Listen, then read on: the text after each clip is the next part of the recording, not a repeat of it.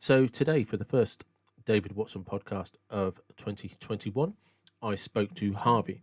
Now, Harvey is a 21-year-old strongman, and he's learning his trade. He's doing his training, but he incredibly knowledgeable, very smart guy. And we got into training mentality, a little bit about Eddie Hall and Four and their falling out, and we talked dogs, and all round it was a really good podcast, and I really enjoyed it. There are a couple of interruptions, so you may hear things a couple of times because I've had to chop and edit a few things because we dropped connection, but it'll be all right. I'm sure you'll enjoy it as much as I did, and thank you as always. 2,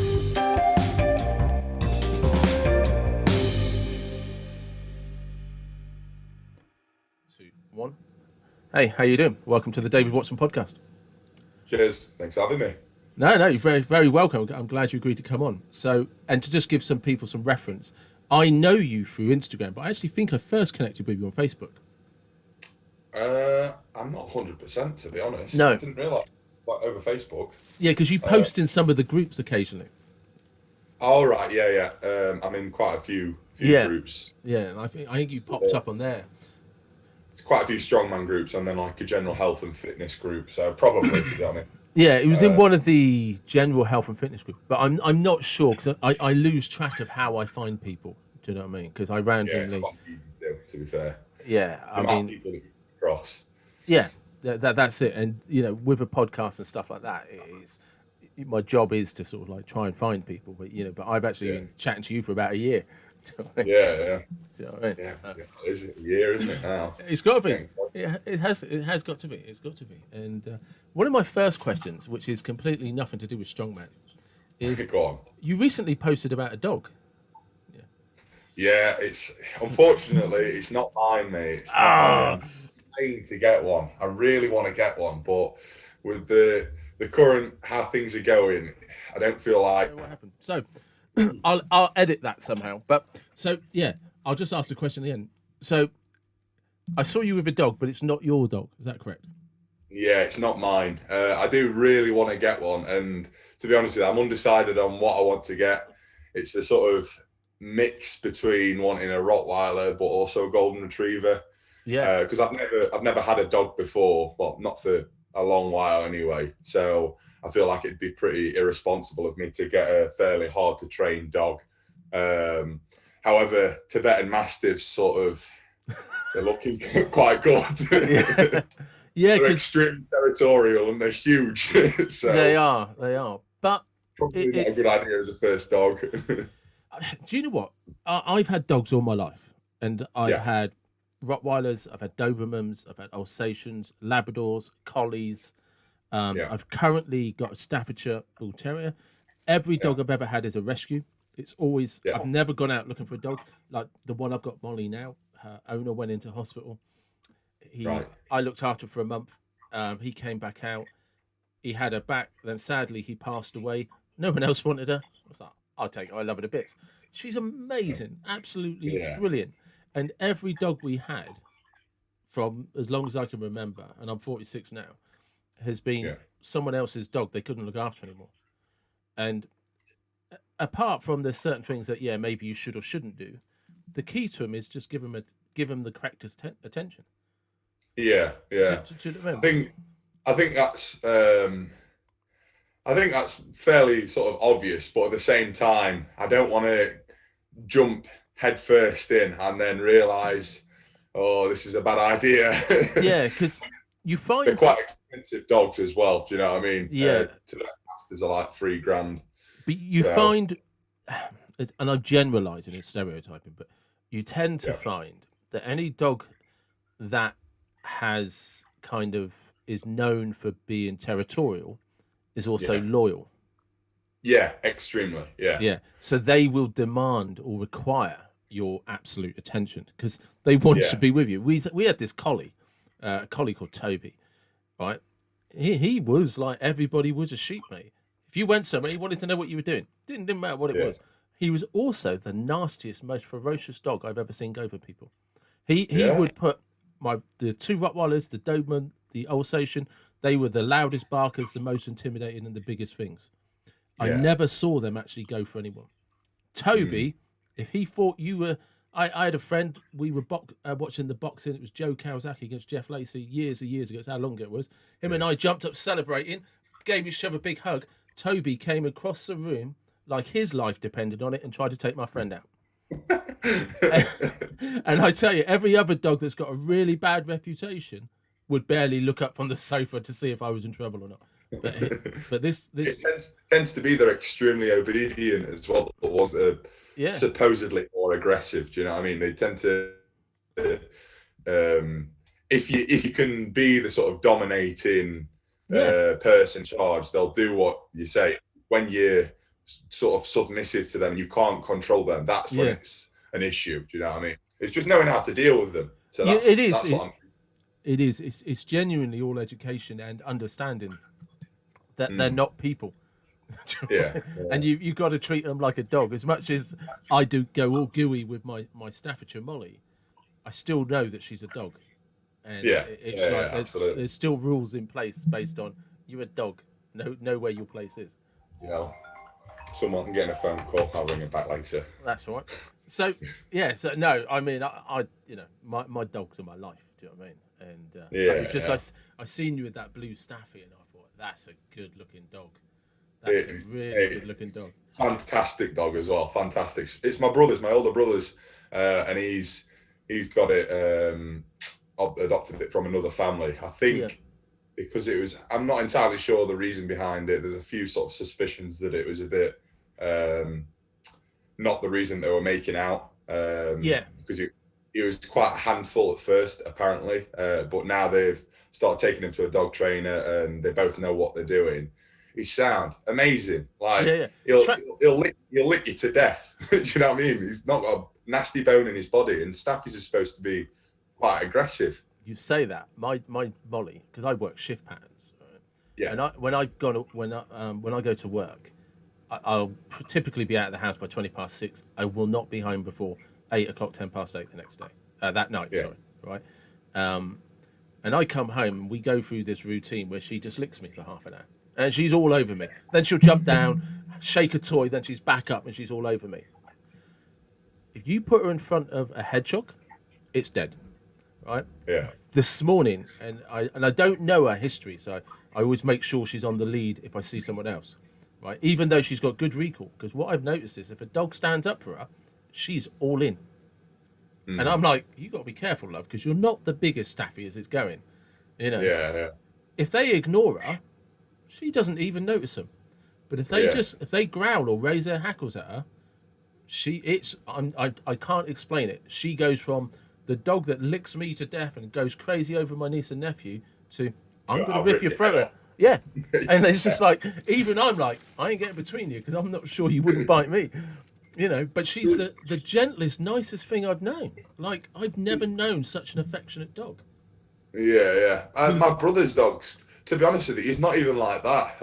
I don't think he'd say boo to a goose type of thing. Yeah. Like, there's been multiple dogs. He's really sort of potentially overwhelming. He's just curious about everything. So if there's a dog, he'll go and sniff it and see what's up. But if they growl at him, he'll, if anything, be a bit intimidated by them. Yeah. But he's still a pup, but he's quite a big pup at that. Do you know what I mean? So he can be quite easily misconstrued if he's going up to you, and you know what I mean. So, yeah, because this is the thing with Molly is like I said, I've had so many dogs over the years. You get to know their personality, but I've never had a dog that has zero interest in other dogs. Just I don't care until they front her up. And then she has no respect for size. She's like, if ever there was a dog who had a little syndrome chip on their shoulder, it's her. But and actually, talking of size, I was going to ask you something because in terms of actual people, you're a fucking unit, aren't you? Well, I mean, yeah, pretty much. You are, because aren't you something like 6'7" or something? Yeah, 6'7", just over 2 meters. And 100 and I've actually lost weight in the past 2 weeks, but so I'm just under 22 stone at the moment. So that's around 140 kilos thereabouts. To be honest with you, at the moment how I am now, I'm expecting to be a lot bigger in the next couple of years. Probably adding 20 to 40 kilos. So. Well, because this is the thing, isn't it? Because like, I mean, I joke and just called you a fucking unit, but in terms of strongman, you're still small. Not in height, but in size, you're still small. In everything, I'm still. I mean, I'm a twig in comparison to other lads my age that have filled out. I'm quite lean. I wouldn't consider myself lean because I know people that are actually lean. But in the scheme of things, for strongman, not really. I'm not really that big. That's why I'm aiming to put on quite a fair bit of weight, because all of my sort of strengths are moving events, and that's obviously because I'm quite lean and small, effectively, in comparison to the other lads that have got a bit more about the frame and they've just got a bigger centre of mass to power from. Because that's a really interesting point for strongman, right? Is you are 6'7", you're just hitting 22 stone, but in terms of the competition that you're going into, you're small. Yeah. You know, it's just like, you know, these guys. I mean, I think you're probably at the upper end of height, aren't you? Because Eddie Hall. Yeah, I don't know anyone else that's taller than me in UK. No, because Eddie Hall won at 6'3". Yeah, well, he claims 6'3". To be honest with you, mate, this is something that I've spoken to people about. They definitely hype the numbers up with regards to height, because Thor claims 6'9", 6'10". He's never been 6'9", or he's the same height as me. I've stood next to him. Right. You know what I mean? So that's not all true. Eddie is apparently 6'2", which is still tall. Do you know what I mean? But when you see how wide he is, that's what I was going to say. He doesn't look that tall. You know what I mean? Yeah. So, I've seen sort of comparative pictures where you see him next to people, and I saw Lennox Lewis once, and Lennox Lewis I think he was he's 6'5". Yeah, but when you see how wide he is, you're like, fuck yeah, okay. Yeah. Forget the 6'5" bit. You're just a tree. You know what I mean? Yeah, exactly. And there's that famous picture of Eddie Hall on the EasyJet plane. Have you seen it? Where he's taking up 2 spots. Yeah, and there's some guy next to him in the window seat who's like, you know? And that's what I mean. So you can just tell it's like it doesn't matter how tall he is, because he's just as big going across. You know. Yeah. And some people don't realise that as well. With regards to everyday general life, being this size or even bigger is such a ball ache. Yeah, honestly, I can imagine. Everything. Like sleeping's a ball ache because of how heavy I am. Eating, the amount I eat, I'm on 7,000 calories a day at the moment, and that's not cheap, especially when it's decent food. yeah, but that's I mean it's probably, sorry to cut you off. You are actually moving into a competition area where calorie consumption is important. Yeah, absolutely. And I don't think people understand how hard it is to consume quality calories. No, they don't. I honestly, if somebody could stick to my diet for a week, I'd be very impressed. Very impressed. Like, there's not many people, people around my weight normally, they're on about 5,000, 6,000 at a push calories. And I'm maintaining, or when I'm training, I'm maintaining at 7,000. Do you know what I mean? So it's not proportional to the majority of people, but that's thanks to my new coach. Well, I've been with him for about 6 months now, Joris Scribbins. And before I went with him, I was on just over 4,000 calories in a slight deficit. And then he bumped me up to 6,000 calories, and I started to lose weight quicker, which I'm not 100% on nutrition, mate, but that doesn't make sense, but it does. Yeah, I was going to ask you about that, actually, because to give you some reference, I'm pretty much a carnivore, so I pretty much just live off steaks. Up until last year, about 3-4 months ago, I got a really bad cold, and luckily for me, I'm health work, so I just COVID tested. It's part of my weekly routine. Negative, but for a period of about 3 months, I couldn't touch a steak, couldn't go near it, and I was all out at sea. I didn't know what the fuck to eat, because it's just like I've lived off steaks and eggs and bacon for like the last 3 years. and I'm not that as lean as people might think I am. In fact, at the moment, I'm probably would be classed as overweight. Right, I just somebody that carries fat. Do you know what I mean? I'm not somebody that's naturally lean. I'm 5'7", 5'8" on a good day, and I probably walk around at the moment at about 14 and a half, 15 stone. You know what I mean? And even at about 18 months ago when I had a six pack, I was still struggling to get below 14 stone. Do you know what I mean?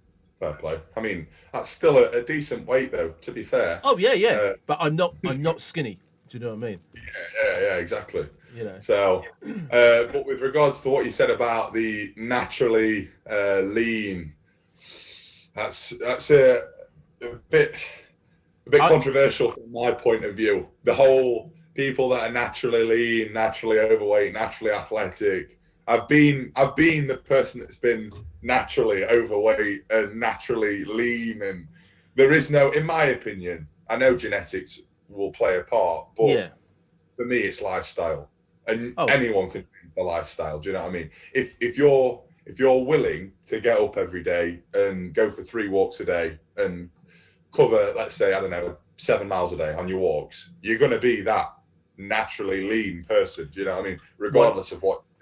100%. I mean, you know, because you and I follow each other on Instagram, so we know. I get up every morning when I'm not working, and I'm training, right? Yeah, exactly. At the moment, I've never figured it out, and I'm going to say this is genetics. I'm always at my leanest when I do lots of cardio. When I do lots of weightlifting, I never seem to lose it the same. If I do but when I say lots of cardio, I used to be a big boxing fan, so I used to spend a lot of time in boxing gyms. I mean, like 2 hours of like doing burpees, press-ups, which is hardcore grueling stuff. Yeah, and it's probably just sheer calorie burning, which you can't do the same with weights for the same amount of time. Do you know what I mean? I'm not saying weights can't push the same calories. Do you know what I mean? I'm not arguing. I know that weights is a much bigger calorie burn, but you can, for cardio, train for 4 hours. Right. So what I'd say does that make sense? Yeah. Oh, absolutely. That makes complete sense. But it depends how you're training with weights. So you might be going heavy and not doing a lot of volume, but going heavier to sort of counteract that. Or you could like off-season sort of route and get a lot of volume in, which is sort of closer to the cardio, the amount of calories that you're going to be consuming.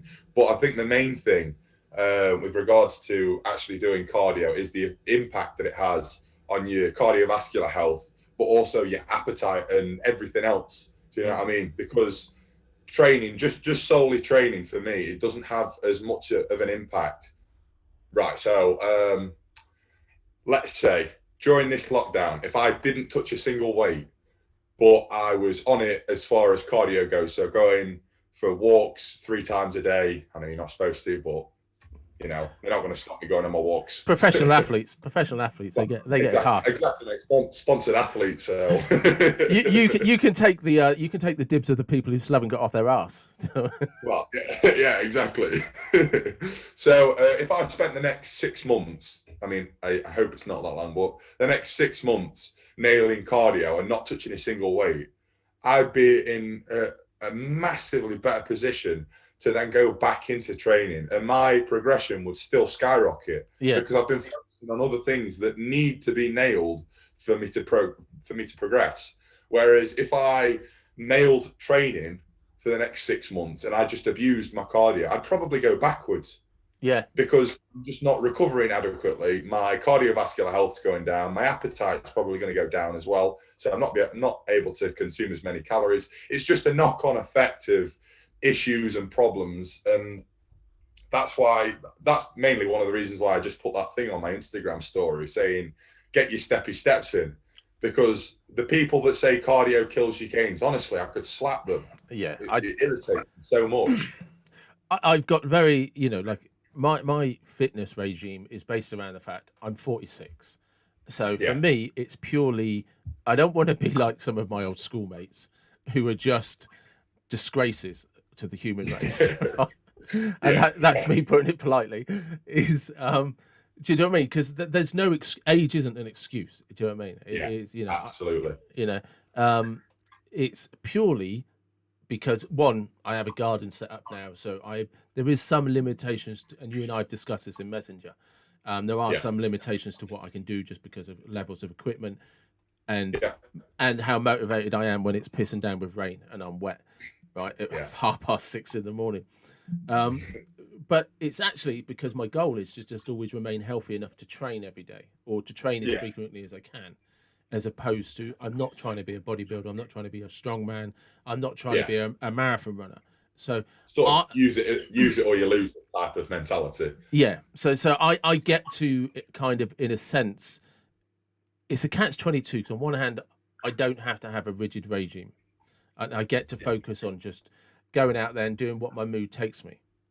On the other hand, I don't have a focus to motivate, a direction, to have a goal. Yeah, absolutely. And that will come back, because I will slowly, over the next few years, just keep expanding the gym. And eventually it'll probably move indoors somewhere. I'll just commit to buying something and going indoors. Do you know what I mean? I'm sort of trying to set my own gym up in my garage at the moment. I've just got a new barbell, and I've got a log, and I'm potentially going to be renting out some plates and hopefully getting a squat rack made over the next coming weeks. So all in all, I'm hoping over the next 9 months to have it nailed and have it fully, like mats and everything in there. So I don't need to travel like best part of 2 hours every training day, because that's how far I'm traveling at the moment, which is a bit of a pain in the arse, to be honest. No, that is though, isn't it? It is. And also because I mean, the thing about these lockdowns is it stops it. And I don't one of the things about this lockdown, even when it's all over and we've all been vaccinated or whatever's required, is how many gyms are going to come out of it alive? Even if they've survived, they're just going to be like loss of membership, loss of bills that still had to be paid while they were in lockdown. It's just like, how many of them just go, I can't keep it afloat, and that is the reason why I committed to having a gym very early on in the garden. Do you know what I mean? It's just like I didn't see a long-term savior for a lot of the gyms out there. Absolutely. I mean, it's kind of sad, but that's the reality for not just gyms, for pretty much every business. I mean, I'll be honest with you, me starting to coach during all of this, I've managed to adapt and overcome all of these sort of problems, because, well, you have to, don't you? Really?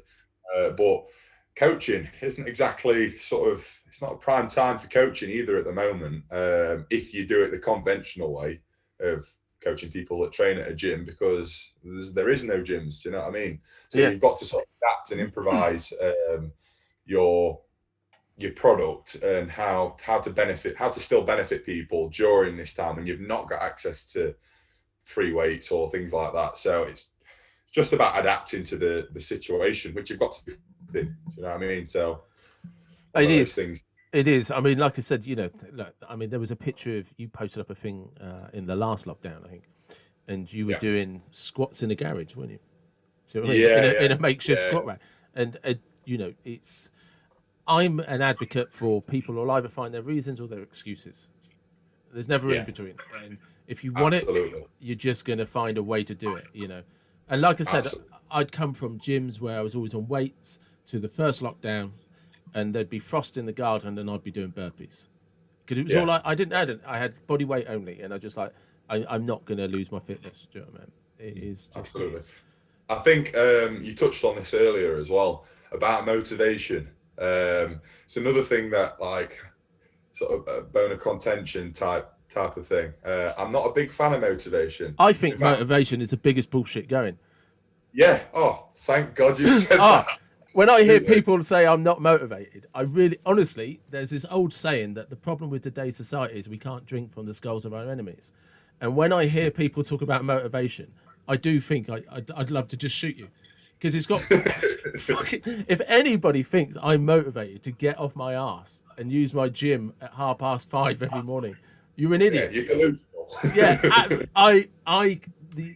I always feel motivated about 2 hours before I'm going to bed, and I'm like, I'm going to get up in the morning and I'm going to hit that like I'm Rocky.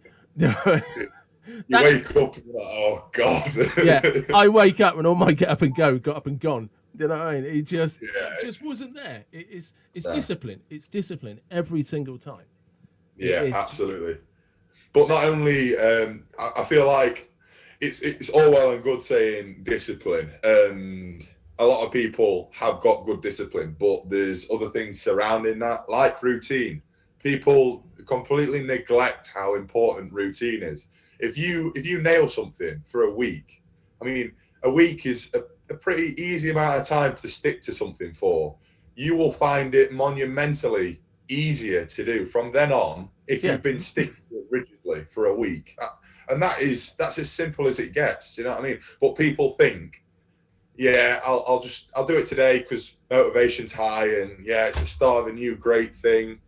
And then tomorrow they'll be like, oh yeah, well, get it done anyway. And then day after, I can't be asked today. I'll do it tomorrow instead. And for me, like coaching clients and stuff, I'd rather them nail it for a week or two, and then sort of make them keep in the mindset. If you do something once, so if you miss a day once, that's all right. But if you miss a day twice, that's the start of a new habit. Yeah. So it's absolutely can't do that. But just make sure you get the first week or two in place and you nail them, because otherwise you're not giving yourself a good base to start from. I think as well, one of the key things that people have to identify, and it's different for everybody, is what's your procrastination weakness. So mine is that I'll sit there and I'll be on my phone. I'll have another cup of tea. So I get up at 5. I walk the dog. Yeah. And then at that point, I'm either going to work or I'm going to train. So and that's actually how I got my gym routine in place about 5 years ago. I realized I couldn't go in the lunchtimes, the afternoons and stuff like that. So what I did is I carried on getting up at the same time I would every day if I was going to work. And basically I would then just exactly the same routine, but instead of getting work clothes on, I just got my gym clothes on. And then at the bottom of the road, I turned left instead of turning right. Yeah, exactly. And that's that is actually my only commitment, is to turn up. And you see it in my Instagram stories. Quite often, I'll tell you, I started training after half an hour. I didn't feel it. I didn't feel it today. After half an hour, about 40 minutes, I was nearly sick. I started feeling queasy, and I was just like, that'll do. I turned up. Today's not the day, but you've grooved the pattern. I mean? I've turned up. I did about 200 reps of jumping lunges, burpees, and stuff like that. I turned up, and then my body was just like, no, we're not in the mood for this. Yeah, that's the main part, though. The fact that you've got there and start, you know what I mean? As opposed to just binning it off because you can't be asked. No, and that's what people have to figure out is, so my procrastination is turning up. So I identified that and adapted my routine that I turned up. Some people have no problem turning up, but have to start talking to everybody. It's a social, and you've got to figure out what your, like I said, that your procrastination is that stops you. Yeah, what you do to avoid it. Yeah, but kid yourself that you're not. Yeah, absolutely. For me personally, I've never really had that issue with training. Just because I'm a bit obsessive about training. I like just everything about it. And I very rarely have off days on training. And if I do have an off day on training, it's because of something else. So I've not slept properly. I've not had, my meals have been shit or something along those lines. Do you know what I mean? I don't really understand, or I can't really get my head around people saying, oh yeah, I just had an off day today. In my head, I'm thinking, you didn't have an off day today. You had a curry last night, and then you had shits after your curry, and now your body's saying, fuck you, you're not training this morning. Yeah. Do you know, that type of thing.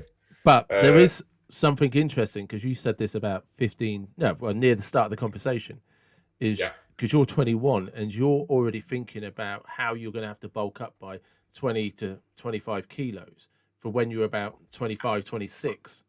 Yeah. So your mindset is already kind of like half a decade away.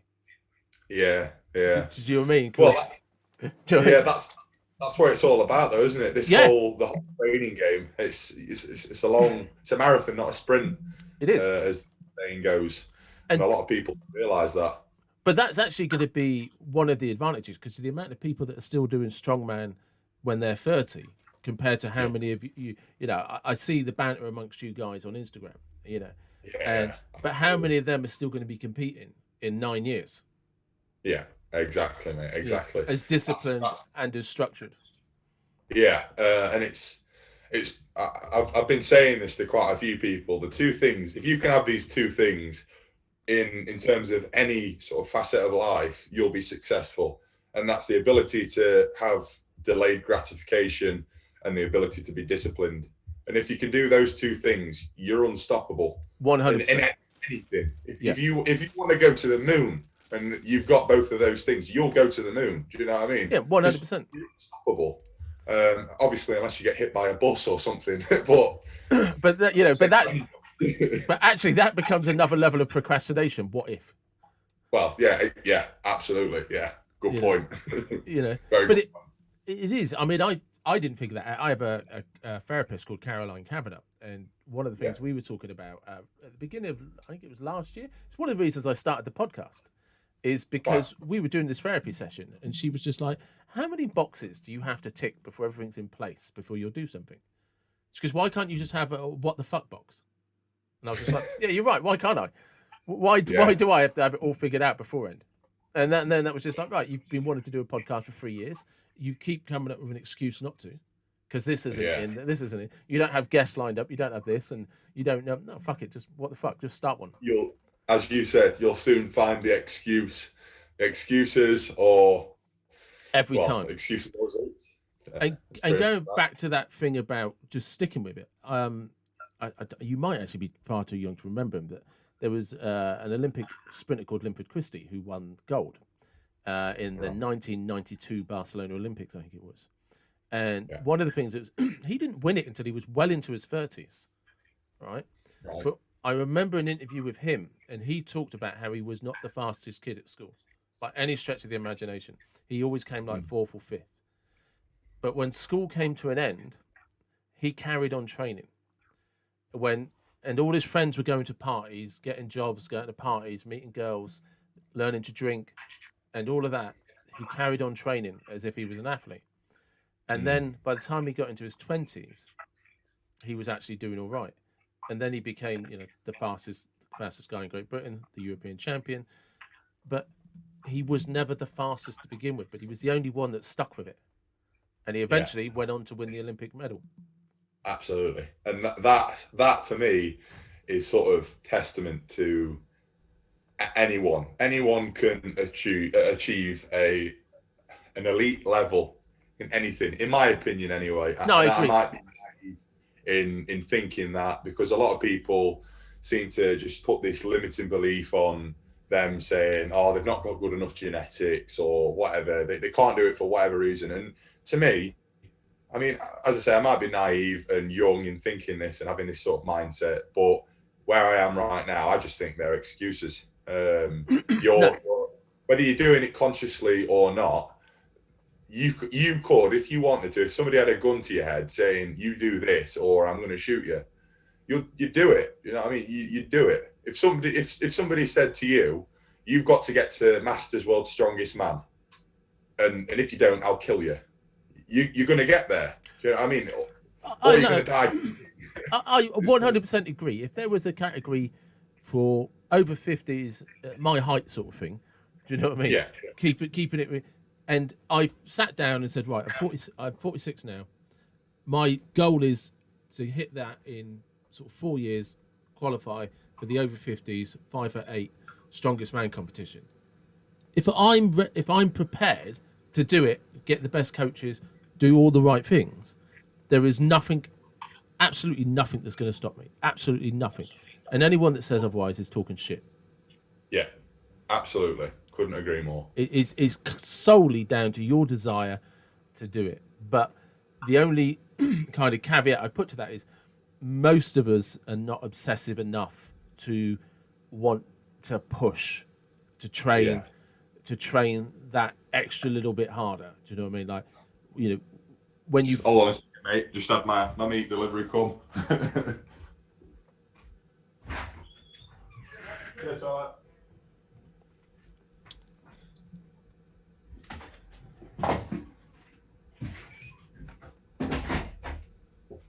Sorry about that. Just had my eggs and fillet minced.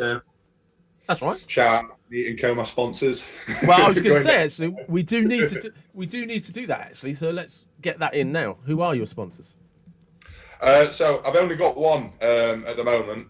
I'm in the talks with 2 others, but I'll not name names until anything's been confirmed. Meat & Co, they're going nationwide in a couple of weeks. They are basically they're better quality and cheaper than anywhere else, and they deliver to your door, obviously nationwide. Muscle Foods is the only sort of competition, and that not a patch. I know I'm obviously sponsored by them, so you could say I'm paid to say this or whatever, but genuinely I'm not. I was ordering from them 2 years before they even offered to sponsor me. Yeah. So it's one of them sort of situations. It's not like that. No, I mean I use my local butcher over Muscle Foods because he's cheaper. Yeah, and absolutely. I looked into Muscle Foods, and I'm not saying they're not a good product or anything like that, but I found a more economical way to get good quality beef. Well, I mean, if the definition of a good product is being the best out there, then Muscle Foods aren't. they aren't a good product. Good. You know, Meat & Co's taking over now, mate. Yeah, but it is. So there's Meat & Co. So that's who you get all your meat from. Yes, yeah. So. 2 to 3 kilograms of fillet steak every week, and 35 eggs. 35 eggs. So yeah. Going back to actually, because we kind of keep digressing off loads of things, and I'm very guilty of this. Yeah. What is your daily intake? We talked about the calories, but what does that look like in actual meals? Right. Okay. So I'm not gonna lie. Since Christmas Eve, my diet's been shocking. Some days I've been really good. Some days there's been no plan whatsoever. But when Harvey Gombos strongman athletes on his game. Right. So basically, when it's nailed, I'll have in the morning my eggs, sausage, and spinach with bread. So that's 5 eggs, 2 sausages, and 100 grams of spinach. Then after that, 20 minutes after that, I'll have a litre of water with 250 millilitres of pomegranate juice. Then my next 3 meals are basically exactly the same. It's just 250 grams of mince, 300 grams of rice, and 50 grams of broccoli or a full red pepper. And I'll have that 3 times. And then before training, I'll have 4 muffins with half a litre of soya milk.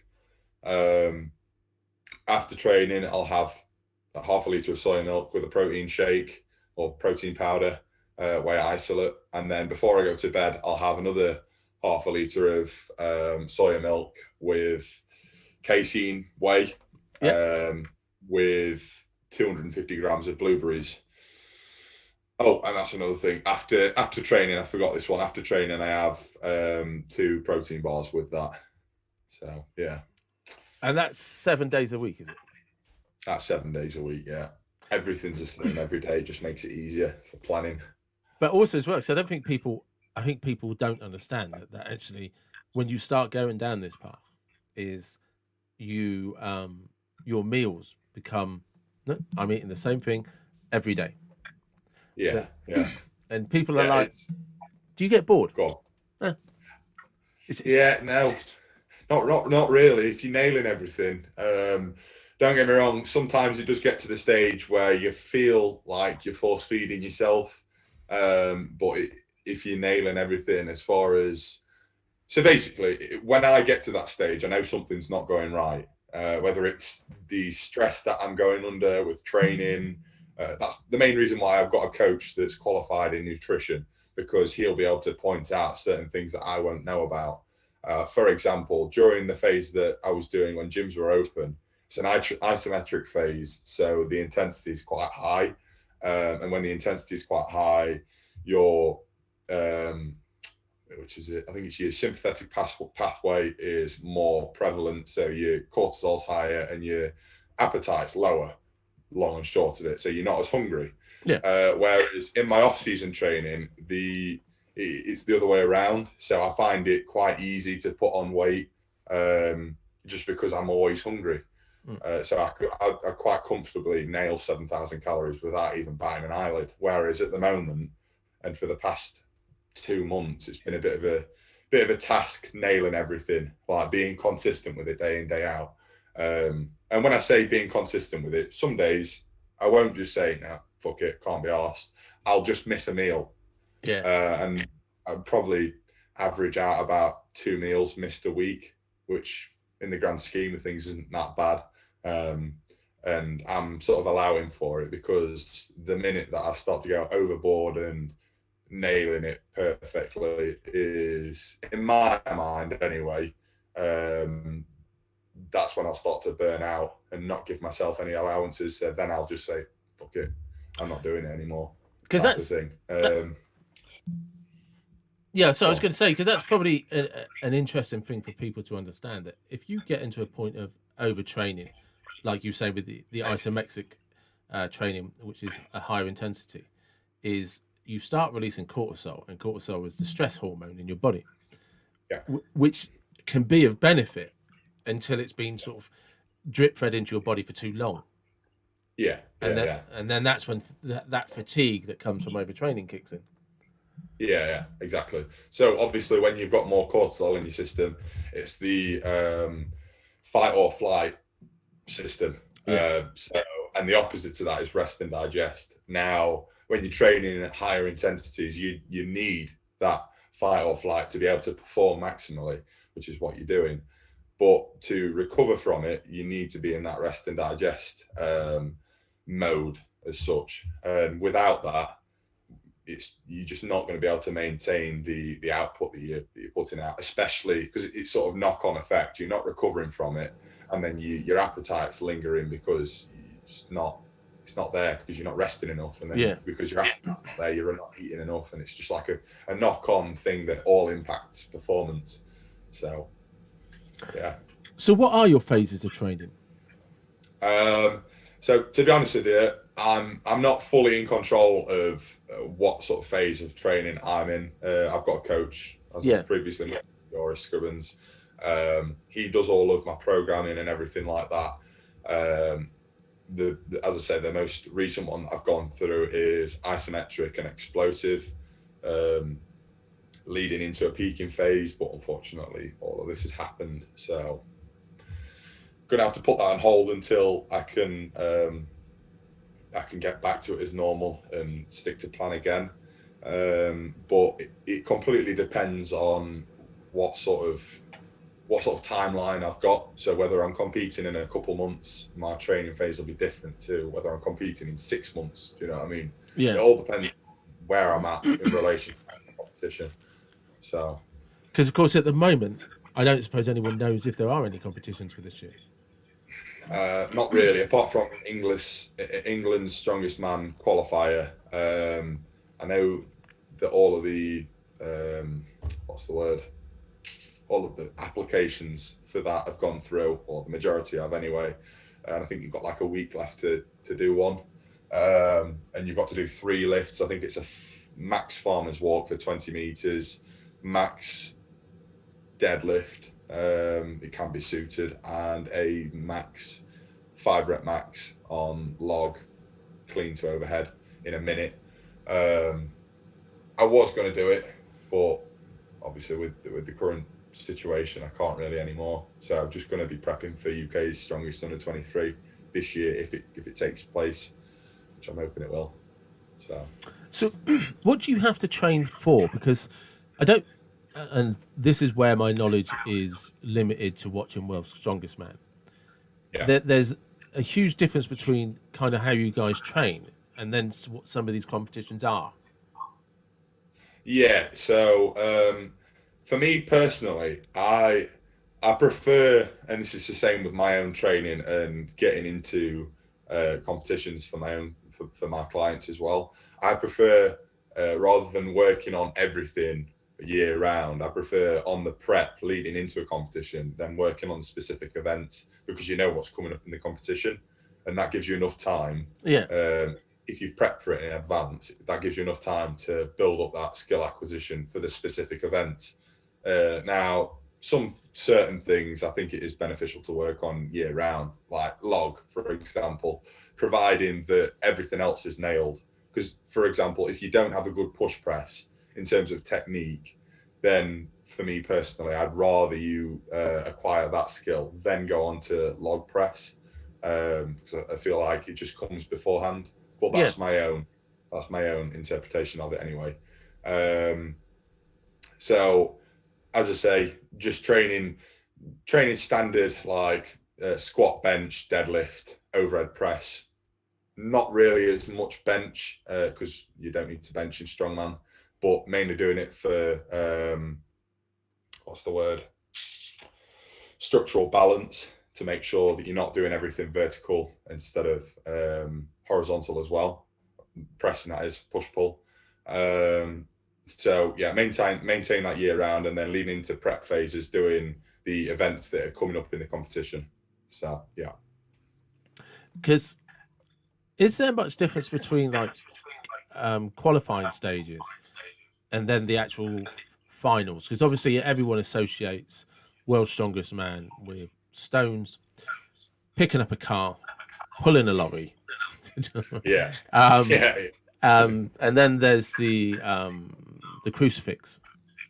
Yeah. You know what I mean? And there's normally some sort of walk where your arms are out like that, you're holding up, and you're walking around in a circle. Do you know what I mean? I don't know why I'm doing that, because when this goes on a normal podcast, it's on audio only. So carry for max distance or something along those along those lines. I'll be honest with you, mate. As much as I do like watching World's Strongest Man, last year has been a bit of a non-event for me. I've not kept up to date with it just because of the whole how it's been ran. You could only watch it at Christmas time, but the results were announced like 3 months before or more than that, which I thought was a bit stupid, to be honest, but whatever. With regards to qualifying stages and finals, I'm not 100%, to be honest with you, because I've only done 2 strongman competitions and 1 max deadlift competition, so I'm not really that well versed in terms of competitions and what the events are like as such. But that's probably going to be one of the advantages of being 21 as well. By the time, but do you know what I mean? Because I'll be well versed in it. But that's one of the advantages about the sport you're choosing, because different sports have different peak times. You know, so if you're like a boxer, you're probably going to be at your peak, especially if I'm going to go with super middleweight and below. You're going to be peaking around 25. Possibly early, maybe 23, 24 for the exceptional ones, but most peak about 25, have a good 3 years, and then start to wane. You know, and it's normally a weight cutting problem. And if they then just move up that next level, they don't carry the power or something like that, or the chin that comes with getting hit by that power. You know, if you're a footballer, again, your peak will probably start just after your mid-20s, and you start to wane by the time you get to your early 30s. All lifting events, powerlifting, strongman, you're not even expected to start hitting a peak phase until you hit 30.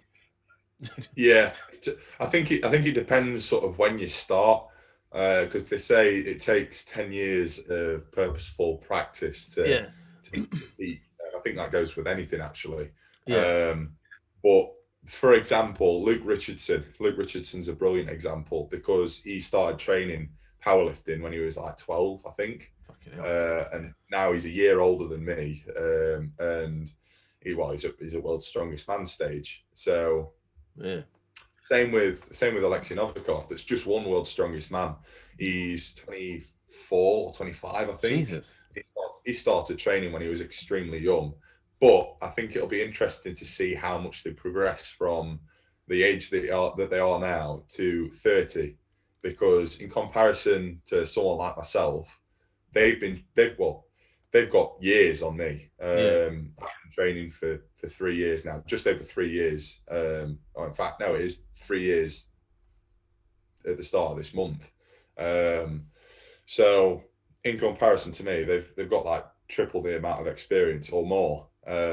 So my rate of progression until I'm 30 should be a lot faster than theirs, because obviously they're pulling world record numbers already, or they're doing world record numbers already. So they're not expected to be achieving the same amount of progress. No, because this is the funny thing. We're in a very funny stage of kind of human evolution where science is kicking in now and getting rid of old school thinking. But then there's kind of like a little loop where some of the old school thinking is coming back in, because we're like, no, they had it right. But then some like popular bandwagon phase came in and everyone stopped doing that, you know. But now we're hitting this thing where we understand nutrition, rest, bloods, and all of these different things.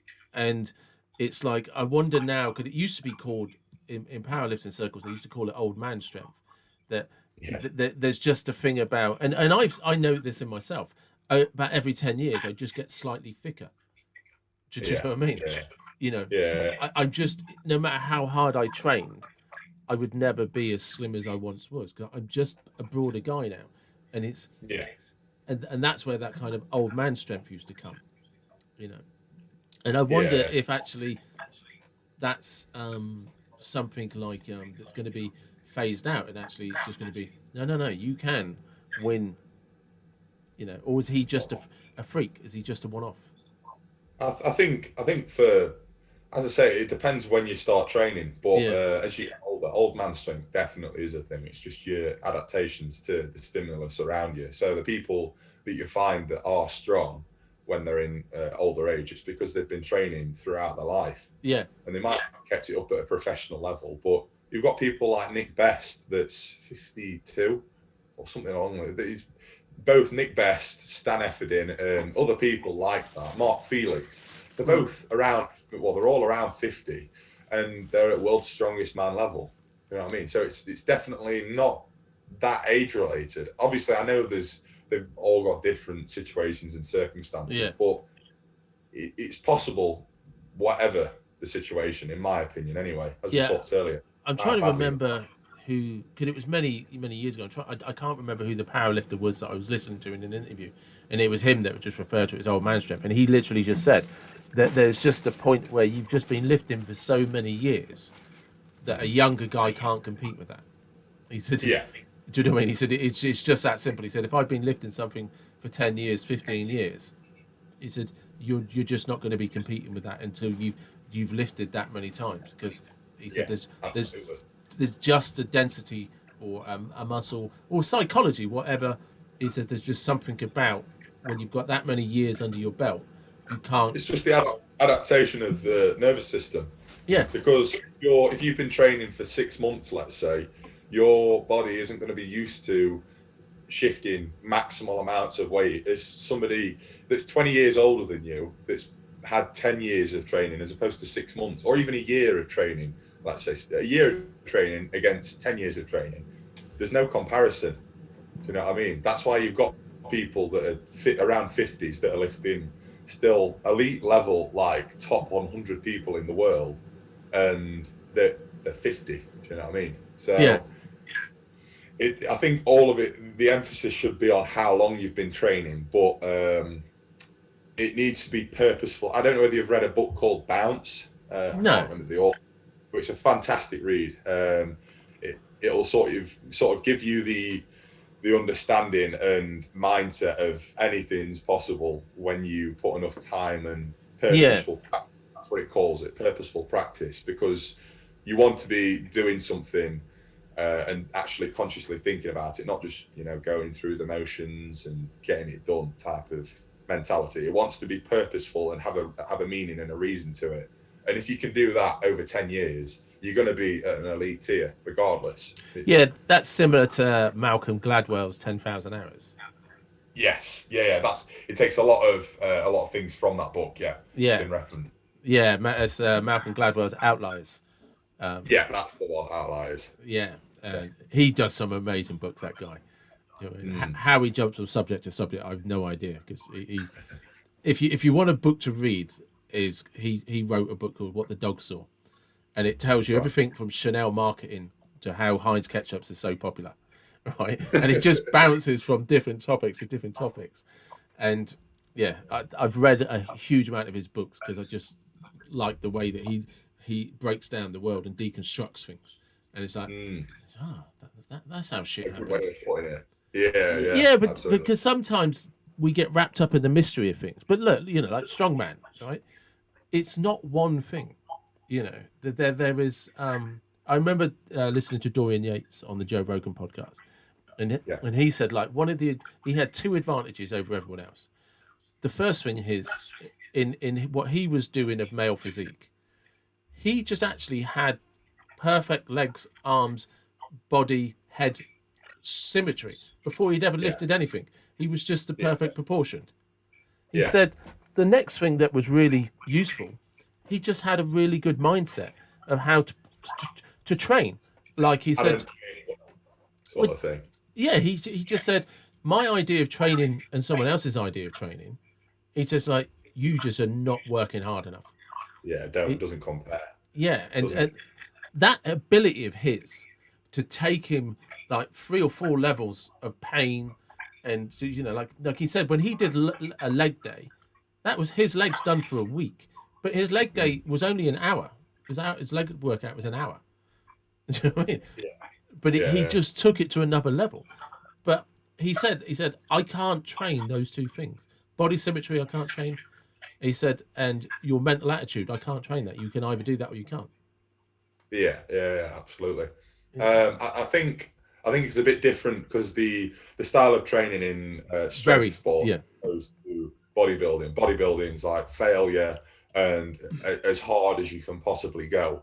Whereas strongman, I feel like the emphasis is on a different type of skill. It's being able to mentally prepare yourself to give everything in a split second type of.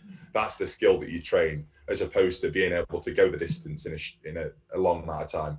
But you've got to have the mentality and patience to be able to understand that. Oh, absolutely, yeah. It's a mindset thing. Yeah. I think that's what I say. I think if you wanted to get to an elite level, you could. You could get to an elite level, but it's going to be a shit ton of graft, and it's going to be hard, but you could do it. Yeah, no, I agree. But I love with the Malcolm Gladwell stuff, and probably the same as that bounce is it's how you take what you have naturally, those natural gifts, and then it's how you apply them. Now, if you just have a couple of things that fall in, so like if we take you right, in terms of size and potential mass, you genetically can be the world's strongest man. Absolutely. That's something I've been about, actually. So I do take the piss out of genetics quite a lot, but I understand that my height, you just can't control how tall you are or your proportions. No. I understand that. However, I think like lever length and different things like that, they don't have as big a role as people think they do. For example, if you've got short arms, realistically, you're going to be a good presser. Yeah. And you're not as good at deadlift. However, Eddie Hall, relatively short arms. Yeah. He was probably, well, in my opinion, I think he's probably the best static presser ever so far. And yet he held the world record deadlift for what was it, like 4 years? Yeah. So I think technically he should still own it. Well, it depends. It depends how technical you want to get. Well, Thor's record's more legitimate than his if we're going to go into technicality. Okay, because I heard the opposite, because Eddie used a different bar and did it in competition standard. Right, okay, so with regards to the bar used, it's exactly the same apart from the bar, because obviously Eddie's got his world record bar and he keeps that as his own. Yeah. But the type of bar that was used was the same. And the competition standards. So if you actually go into it, Eddie sort of organised the event where he did the 500. He was calling the shots, and he made all of the calls. So he said, I'll come out when I'm ready. Not you're going to come out and do it. Whereas Thor, he was on a time schedule. He couldn't change it and tell them, no, I'm going to do me. And when I want to come out and do it, I'll do it. So he was working to somebody else's time schedule. Not only that, when you're training and you've not got a massive crowd around you screaming at you, knowing that millions of people are watching you, it's a bit different. Do you know what I mean? Obviously, Thor had millions of people watching him, but it was via online. And if you really want to go into it, Thor had ESPN. He was on his ESPN pulling it, wasn't he? Whereas Eddie wasn't. So it depends how you want to look at it. So it depends whose argument you're listening to then. Exactly, yeah. He had Thor's record. He had all of the official referees there that did it at Eddie's. He had every single plate weighed out on the camera. What's the word? With the officials. Sort of confirming it all. So, in my opinion, I think how easy Thor pulled it as well. There's no doubt in my mind Thor is the stronger strongman and is the strongest strongman ever, in my opinion, anyway. So, but I mean that's is always the same for everybody, isn't it? Everybody you can go back however far you want, right down to like your Jeff Capes and Bill Kazmaiers and all of those guys, and they'd would get annihilated today at World's Strongest Man. Yeah, it's crazy, insane. And yet those guys were just phenomenal athletes. Well, to think about it, like Bill Kazmaier, which I think this 80s is ridiculous. He got banned just because it was boring watching Strongman because he knew he'd win. I think he got banned for like 3 years or something. He got denied of 3 titles. Yeah. Nobody else in the history of sport has ever been banned for being too good at the sport. No. And to think in this day and age, you probably wouldn't even make it to World's Strongest Man. No, same as I think that's the same. Is it Sven Sigmarsson? Was it Yeah. He won it like 7 times or something in the like 80s and 90s and stuff. Yeah, ridiculous. Yeah, but would he qualify by today?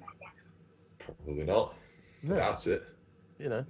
But you've got 24-year-old that performed better than him. How's that even possible? Yeah, there is actually a scientific, because it's the bar, isn't it? I don't mean the weightlifting bar. Every time somebody sets the bar, you have a target. Yeah, absolutely. How high is the ceiling? And you don't know. No, nobody knows. No, but it's always not easy, but it's always because this is the thing about goals and goal setting. And I talk about this a lot in coaches. The blueprint is already there because somebody else has done it. You just have to copy that. Do you know what I mean? It's just like success leaves clues. Yeah, it is. It's that simple. You have to turn up. You have to do the work. But like you say, something to add, just for anyone listening, to sort of clarify that I'm not an Eddie hater. I think the fact that Eddie pulled 500 in the time that he did, because obviously I think the world record at the time when he said that he was going to pull 500 was 465. It was his own record as well. And like if you're well versed in the sort of strongman world record scene, records are broken by no more than 5 kilos normally. Yeah. And for him to say, I'm going to put another 25 kilos on it. Sorry, 35 kilos on it. Can't add 35 kilos onto the world record at the time, and it's not like a nothing world record, like I don't know, Sire dumbbell or something like that. It was the deadlift world record. That's ridiculous. No, I mean Eddie Hall did something that up until then many people would argue wasn't possible. A 500 kilo deadlift. Absolutely. Yeah. And there's that argument then that actually Thor was just doing what I just said. If you can do it, so can I. Yeah. And by Eddie's own admissions, he said, I remember seeing him in an interview, and he said after he won 2017 Strongman, he knew he couldn't do it again. Yeah. Because I think he'd die if he did. Yeah, he just said it took too much out of him. And once he had done it, that was enough. And it's the same with, he said in the same YouTube video that he was calling out for for the 501 kilos, he also said, I never expected that record to stand forever. He said, someone was always going to beat it. He said, because I'd done it. Yeah, he was the Roger Bannister of the deadlift, though. Yeah, 100%. 4-minute mile, 500 kilo deadlift. He was the first one to break it.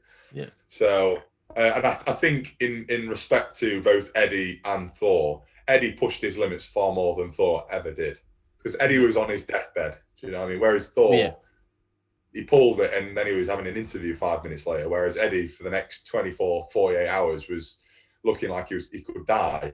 Yeah. So, well, he actually there were some serious kind of repercussions to that for a while, wasn't there? Yeah. And respect to him for that. That's dedication to the cause. I don't know whether I could do that, to be honest, but we'll have to wait and see. That's the mentality we were talking about earlier. That Eddie Hall could do that. Yeah. Absolutely. You can't train that mindset of. But the thing is, he was doing everything to train that mindset, even down to getting hypnotized and things like that. I think he said he had to visualize his family being underneath a bus or something along those lines to try and pull the bar off. You know what I mean? So it's just how far you're willing to go, and obviously he was willing to go the distance. Yeah, that's winning World Strongman was everything for him, and like you said, and once he'd done it, no, I'm good. I don't need to do it again. Yeah. And respect to him for it. Yeah, 100%. And just with that, I didn't for 1 second think you were an Eddie hater. Do you know what I mean? But then, you know what I mean? It's just, but it's interesting because it's the two sides of the story. Yeah. I think it just comes if you, as soon as you back one up, expect to get haters. Do you know what I mean? So just like clarify that. Oh, mate, it's funny because you see those 1 minute videos I do on Instagram all the time, right? Yeah. On TikTok, I have a bigger following, right? And I don't claim to be anything, but the amount of people, as I've got kind of more popular on TikTok, that come on and just disagree with me, and I don't even. Initially I'd reply back and say, yeah, whatever, have a nice day. Now I just don't use that. If your day is just based on I think you're wrong about an experience that I've had that I'm talking to you about, fill your boots, mate. Exactly. Yeah. But it's the fact that they've gone out of the way to comment and spend time on thinking of a response to the post. It's like, thank you for giving me engagement. It's one of them. So yeah, because I'm not really bothered about it that much. No, because they don't think they understand. Is I don't care. The more comments I get, the more I get put forward for other people. Yeah, exactly. And I don't think a lot of these trolls and haters understand that. Is the only thing I don't do now is reply to them. Is because what happens is that they start trying to get a dialogue with you. And you're like, I don't think you understand, mate. I don't give a shit. I have a bit of fun with it, I'll be honest. Yeah. I've had a few DMs and people commenting on my posts, and if I can think of something to respond just because it's funny or whatever, or to sort of nip it in the bud, I will do. Just have a bit of fun with it. Yeah. And at the end of the day, every single comment I've had, I've either not responded to, or the responses that I've given have ended up making them look like a bit of a dickhead at the end of it. Yeah. So, it's like one of them. It is. It's funny though, isn't it? Because I think something that people don't understand, and look, and it's clear from this conversation, right? I don't know a huge amount about Strongman, right? I know enough that I can have a conversation with you. But it's been a learning curve throughout, right? Yeah. And people don't understand that when you comment on something, the guy on the other end knows whether you know what you're talking about or not. Oh, 100%. Absolutely. Absolutely. But the thing is, I'm very much of a sort of growth mindset, and if somebody wants to call me out on something, I'm more than up for listening. And this is one of the reasons why I comment on, and like why I respond to comments and stuff. Because if I think they've got some sort of, anything about them, they'll give a reason behind it, and then I'll learn from it. But past instances, there's not been many where I've been able to take something from the conversation other than they're a bit of a dick. Just because if the roles were reversed, number one, I feel uncomfortable commenting on other people's posts, giving them advice, even though I'm paid to do that. So it's like for someone to go onto my post and try and grill me for something, or even anything like that. If they're doing it publicly, it's sort of potentially an agenda in my mind, anyway. Because if it were up to me, and I have messaged or commented on a few people's, but it's always via DM. Because why wouldn't it be via DM? Because then it's sort of behind closed doors, nobody's getting shamed, ridiculed, and everyone benefits. So if anyone wants to comment, this is just a public service announcement. If anyone wants to comment on my post, feel free. I just probably will think you're a bit of a dick. So, but it is, isn't it? Because it's just like, unless somebody, because what's your I remember seeing you, is it 160 kilo log press you were doing the other week? No, it wasn't. Right. So, or was that your PB or something? When I next build up to my log, because I've not actually peaked on any sort of pressing since I competed last year, and my pressing has gone up. Well, all of my lifts have gone up fairly substantially since then. So I think based off the weights that I'm lifting at the moment and the RPE, or rate of perceived exertion, that I'm lifting them with, I'd estimate my log 1 rep max at the moment to be about 155 to 160 kilos. That's what I'm aiming for anyway. Which is more than I've ever squatted. Well, that's what I remember. So I was looking at it, it's like, fuck it, I've never even squatted that. Need to get them leg days in, mate. the most I ever did, because I've never trained for any form of strength. It was I've never had a coach. I had a very good stint in 2019. I was training with this girl. It was just all bodybuilding. And I got into super shape. And prior to that, I did a bit of sort of like heavy training. And the most I ever got to was 145 kilos for reps of 5. Do you know what I mean? Yeah. And then, Oh no, stronger than everyone else. That was stronger than everyone else, and some of them were big units. I was just like, should be embarrassed, guys. Do you know what I mean? I was the smallest guy in the group. Do you know what I mean?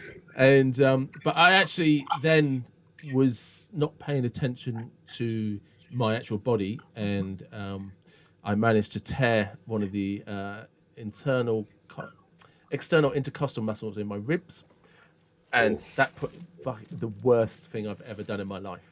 It was a group of muscles that compress the chest so you can breathe out. Yeah, so every time you breathe, it's painful, horrible. I've pulled one of them before, and it's not nice. No, but tearing it's not even. It's a lot worse. Yeah. No, I proper tore it to the point that when it went into spasm, it pressed my lungs, blew all the air out, and I was going through stages of after a minute, pleading with my body to let me breathe in, because it was just seizing up, because it was just in pain. Do you know what I mean? Yeah. Just spasm. These spasms would happen, and I'd push all the air out of my lungs, and I was just like, and I remember one day sitting there looking at my watch, thinking, I'm gonna die. Just let me. Yeah, it's like, please just let me breathe. You know. And that was doing that the squats with 145 kilos. But that was to do with afterwards I learned that was not compressing my lungs enough, not making sure that my left lung was activating the same as my right lung and all of that. So I was a bit cooked, and do you know what I mean? I hadn't done any proper prep and all of that. And, I'll just go and chuck around some big boy weights without any preparation or proper warm-ups, never a good idea. Never a good idea. I haven't done it since. Well, you still learn from it. One of the things that I've been fortunate with my training, I started having my brother. I started from the very beginning, having my brother sort of overseeing all of my training, and he was fairly savvy at that point. So any sort of minor issues that I was making, i.e. not warming up, I could get away with it at my age. Absolutely, I could get away with it. But at the same time, warming up, it'll make you stronger for your actual lifts, if you're doing it properly anyway. So it makes sense. I had fallen into the classic stereotype of, I thought the guys, because I didn't know enough, I assumed the guys that kept talking about how much they knew about strongman and shit did know what they were talking about. Yeah. I should have realised when they couldn't squat to their heels, they didn't know shit. But Yeah. it's just No. So what is like long term? What would you like to be? Goal? Yeah. What? Yeah, like 100%. Like, are you like fuck like winning UKs and all that? Is it like, no, I want to be world's strongest man? Yeah, pretty much. To be honest with you, the goal for me, I'm not really that asked about. Obviously, if I won world's strongest man, it'd be amazing. But my main focus throughout starting training has just been to get as strong as humanly possible. And I know that'll happen by not rushing the process. Yeah. But in my mind, I'll be a bit disappointed if I don't at least make it to world's strongest man. I'll be very disappointed if I don't, to be honest with you, just because of the way things are going.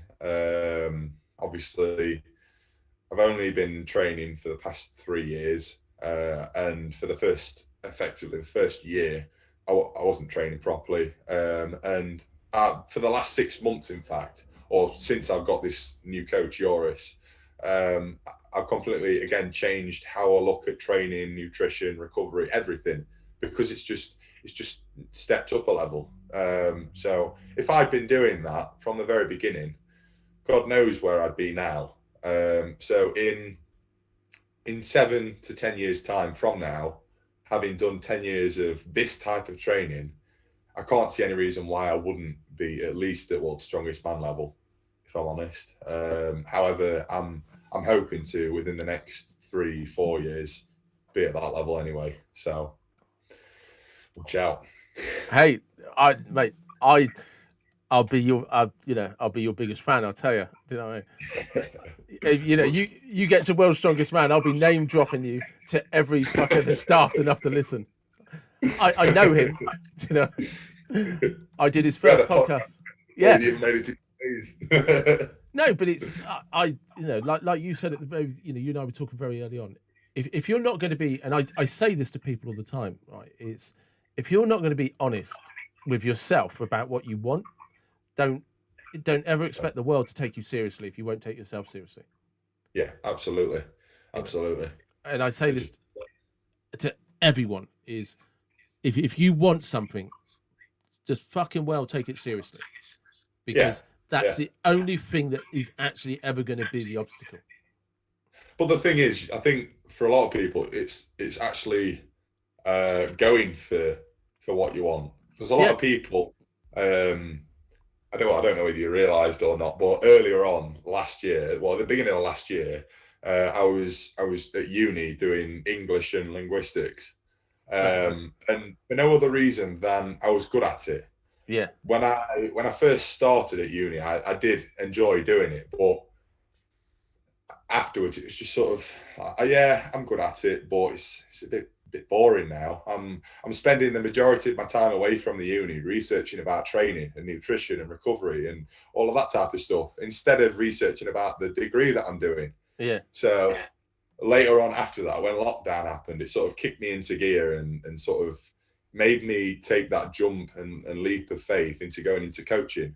I was initially going to go into doing sport science, sport and exercise science at the uni to do my degree there, but I decided against that because after doing a bit more research and talking to people that I feel are in the know, I'd come to the conclusion that I could learn all of the information relevant to coaching, because that's what I want to do long term. Yeah. I enjoyed it. I could learn all of that through getting a mentor, and I've learned more stuff in the past 6 months than I had since I'd started training, just because I've got a good coach, and any questions that I've got, I can ask him. Any book recommendations, I can ask him, and he knows the best ones. Literally any question that I could possibly have, I can ask him, and I'll get a good answer. So I'm getting conscious of the time, and before I let you go, and just pre-prep you now, I'll have a quick chat with you afterwards as well, if that's all right. is if somebody, so they're looking for an online coach, where do they find you? So Harvey Gombos on Instagram. Just send me a message, and we can have a dialogue about what your goals are.